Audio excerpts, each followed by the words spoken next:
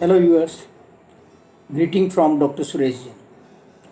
आप देख रहे हैं child care with doctor Suresh Jain, जिसमें हम आपकी जानकारी व जागरूकता बढ़ाने के लिए लाए हैं आज का वीडियो। मेरा बच्चा खाना नहीं खाता, क्या करें? What can I do with my picky eating child. आमतौर पर आजकल हर माँ की ये शिकायत रहती है कि मेरा बच्चा खाना बिल्कुल नहीं खाता या घर का खाना छोड़कर बाहर के खाने को ये तवज्जो देता है। ऐसे में बच्चे को घर का पौष्टिक खाना खिलाना ये पेरेंट्स के लिए बहुत ही स्ट्रेसफुल और बहुत ही फ्रस्ट्रेटिंग हो गया है। आगे आगे बच्चा, पीछे पीछे हाथ में प्लेट लिए हुई माँ, ये हर घर में एक आजकल एक कॉमन दृश्य हो गया है। वैसे तो ये प्रॉब्लम हर उम्र के बच्चों में होती है, लेकिन 2 से 5 साल तक के बच्चों में विशेष रूप से देखा गया है। आइए आज के हम इस वीडियो में ये समझने की कोशिश करते हैं कि ऐसा क्यों होता है, इसके कारण क्या क्या हो सकते हैं, इसको सॉल्व कैसे किया जाए। इस प्रॉब्लम के कारण भी अनेक हैं और समाधान भी अनेक। तो ये वीडियो आप अंत तक ज़रूर देखिएगा, जिससे आपके बच्चे में क्या प्रॉब्लम है उसका सॉल्यूशन आपको मिल सके। So let us get started. बच्चों का खान पान उनकी उम्र व डेवलपमेंट के हिसाब से बदलता रहता है। उम्र के हिसाब से कुछ पिक्युलरिटीज़, कुछ विशेषताएं बच्चों में होती है और उनमें भी बदलाव आते रहता है। बच्चा अच्छी तरह से इस डेवलपमेंट के साथ में अपने आप को अडेप्ट करता रहे, इस बात की पेरेंट्स को जानकारी होना बहुत ज़रूरी है। जब बच्चा जन्म लेता है तो दूध पीने की काबिलियत उसमें नेचुरली रहती है। सक सक स्वालो रिदम से बच्चा दूध पीता है, यानी बच्चा चूसता है फिर दूध निगल लेता है।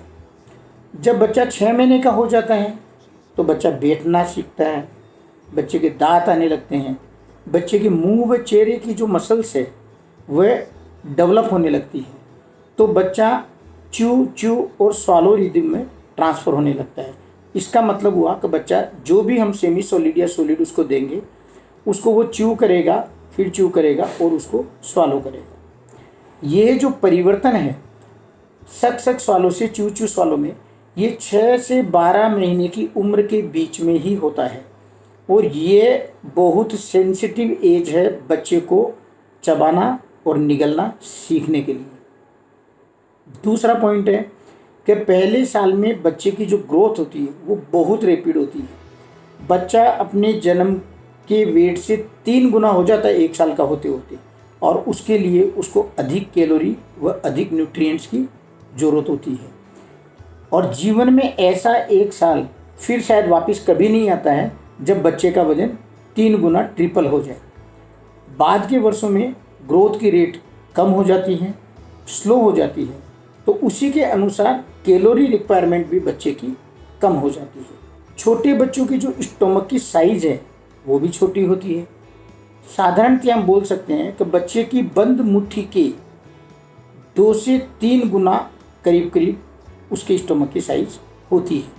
इसका मतलब हुआ कि बच्चा थोड़ा खाना ही एक बार में खा सकेगा और हमको बच्चे को बार बार खिलाना पड़ेगा, एक बार में हम ज़्यादा नहीं खिला सकते। बच्चे की जो भूख है वो भी हर समय हर दिन समान नहीं होती, उसमें भी चेंजेस आना स्वाभाविक बात है। ये हर पेरेंट्स को समझना चाहिए। हर चीज़ को नए संस्कार के रूप में बच्चे सीखते हैं, तो हम जैसा बच्चों को दिखाएंगे वैसा ही बच्चे सीखते जाएंगे। हर एक आदत को सीखने में समय लगता है, अनेक दिन लगता है। इसका मतलब हुआ कि हम जब भी बच्चे को नई चीज़ देंगे तो हमको वो चीज़ कंटिन्यू देते रहना चाहिए, चाहे बच्चा शुरू में उस चीज़ को एक्सेप्ट ना करे, तभी जा कर के बच्चे की उस चीज़ को खाने की आदत पड़ेगी और बच्चा उस चीज़ को खाना सीख जाएगा। बच्चों का जो ध्यान है वह एक जगह कंसंट्रेट साधारणतया नहीं होता है। बच्चे बहुत जल्दी डिस्ट्रैक्ट होते हैं, इसलिए खाने के समय में उन सभी चीज़ों को बच्चे से दूर रखना चाहिए जिनसे बच्चे का ध्यान खाने से हटकर अन्य चीज़ों में चला जाए। बच्चे का जो गेग रिफ्लेक्स होता है, मतलब मुंह में या गले में कुछ डालने पर उल्टी के जैसे भाव होना, यह गेग रिफ्लेक्स बच्चों में बहुत प्रोमिनेंट होता है। कई बच्चों में तो ज़्यादा ही प्रोमिनेंट होता है। इसलिए बच्चों की उम्र के हिसाब से जो हम उसको खाना मुंह में देते हैं उसकी साइज़ व टेक्सचर होना चाहिए। खाने को ज़्यादा अंदर नहीं ठूसना है, नहीं तो बच्चे के खांसी और उल्टी हो जाएगी और बच्चा परेशान हो जाएगा। ज़्यादातर बच्चे बोतल फीडिंग लेते रहते हैं और बोतल फीडिंग लेना बच्चों के लिए बहुत इजी है। उसके साथ में उनका एक अटैचमेंट हो जाता है। जब भी बच्चे को भूख लगती है और वह आराम से दूध पी लेता है, दूसरे खाने की तरफ में ध्यान ही नहीं देता है। अगर इन सभी डेवलपमेंटल विशेषताओं को ध्यान में रखें तो हम बच्चे को ज़रूर खाना अच्छी तरह से कैसे खाया जाए ये सिखाया जा सकता है। तो अब हम जानते हैं कि साधारणतः बच्चा किन कारणों से खाना नहीं खाना चाहता। एक है बच्चे की उम्र। जो हम कम्प्लीमेंट्री फीड बच्चे को देते हैं, सेमी सॉलिड और सॉलिड फूड जो हम बच्चे को देते हैं, वो 6 महीने के आसपास देना चाहिए। अगर हम उसको बहुत पहले देने लग जाए तो बच्चा उस चीज़ को खाने के लिए रेडी नहीं हो चुका होता है और वह सीख भी नहीं पाता। और अगर हम 6 महीने पर नहीं दे करके काफ़ी उसको लेट कर दे तो बच्चे की जो च्यू च्यू स्वालो करने की जो उम्र है, सीखने की जो उम्र है, वह शायद वो सेंसिटिव उम्र पार हो जाएगी और बच्चा फिर खाने में आनाकानी करेगा। तो बच्चे को सेमी सॉलिड खिलाना टू अर्ली और टू लेट दोनों ही देना बहुत गलत है। जब बच्चे के नए दांत आते हैं तो नेचुरल बात है कि उसको थोड़ी सी मसुड़े में परेशानी होती है, तो बच्चा उन दिनों में चिड़चिड़ा भी रहता है, खाना भी कम खाता है। ये चीज़ अपन को समझने की है। मेरा एक टीदिंग इन बेबीज़ में वीडियो बनाया हुआ है, आप वो ज़रूर देखिए।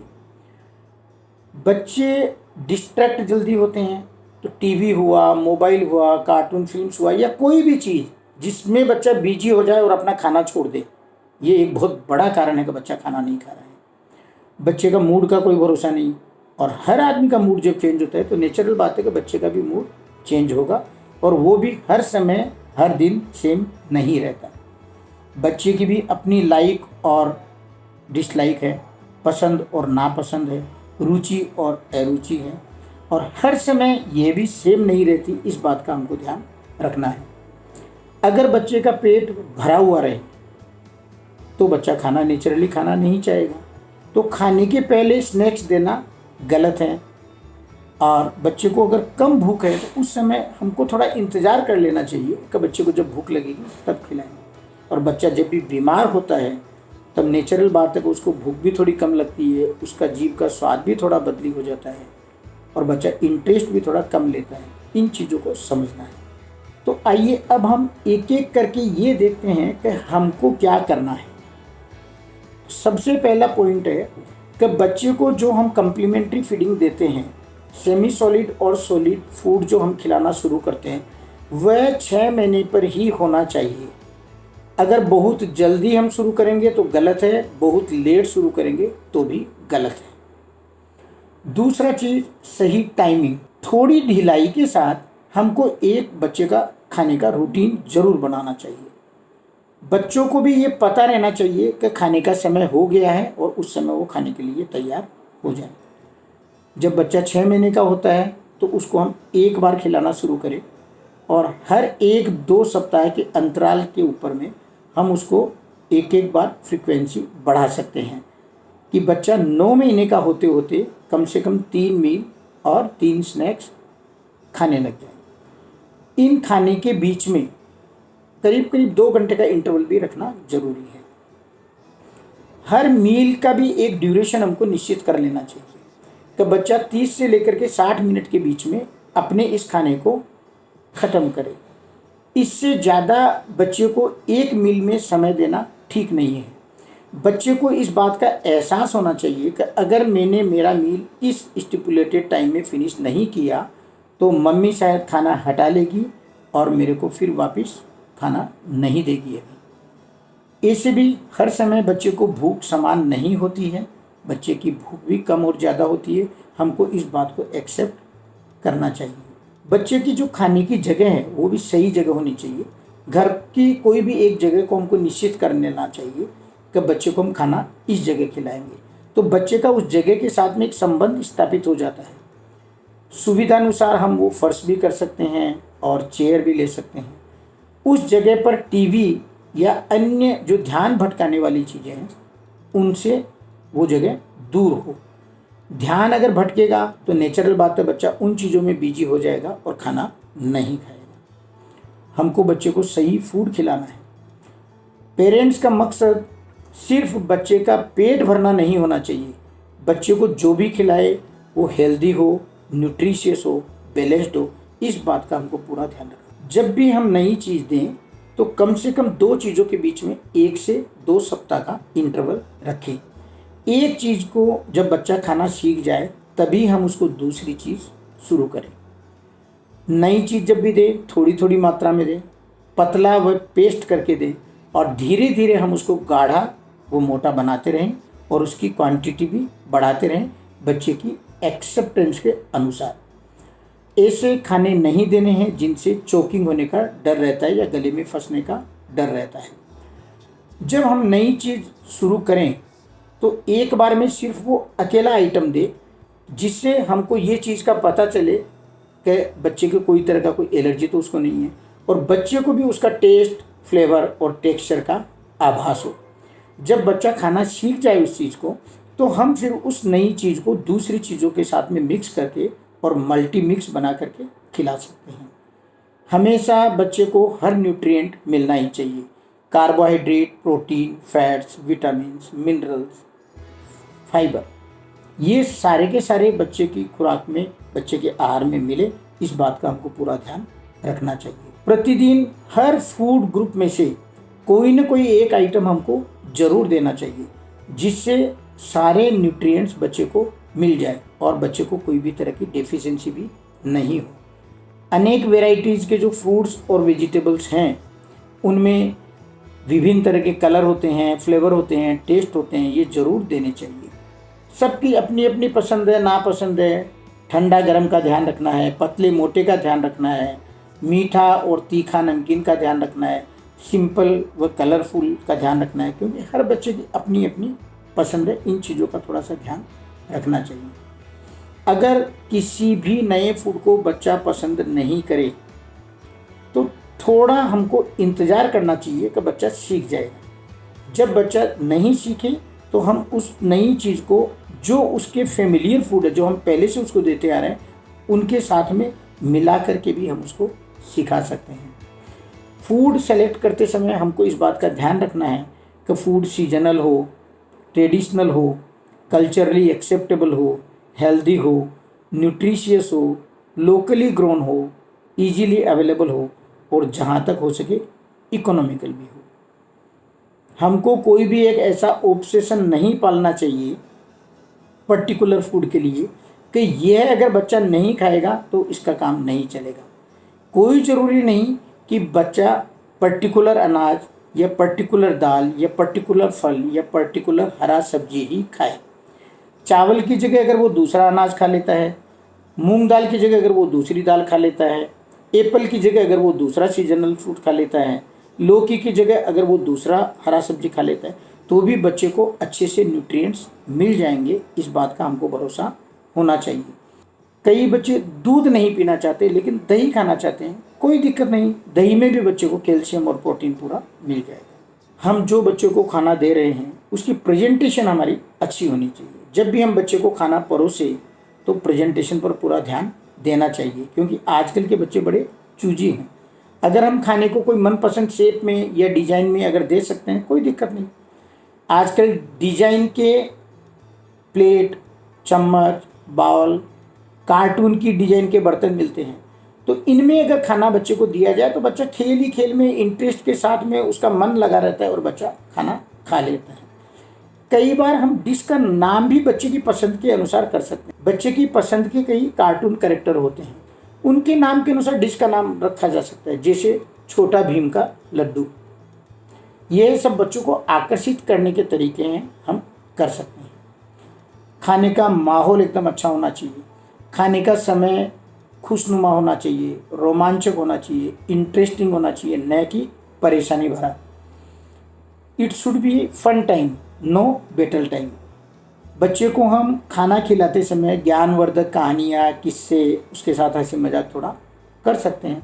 अगर बच्चा खाना नहीं चाहता है तो हमको पेशेंस रखना चाहिए, ज़बरदस्ती नहीं करना चाहिए, क्योंकि ज़बरदस्ती अगर हम बच्चे को खिला भी लेंगे तो बाद में जाकर के बच्चा उल्टी कर देगा।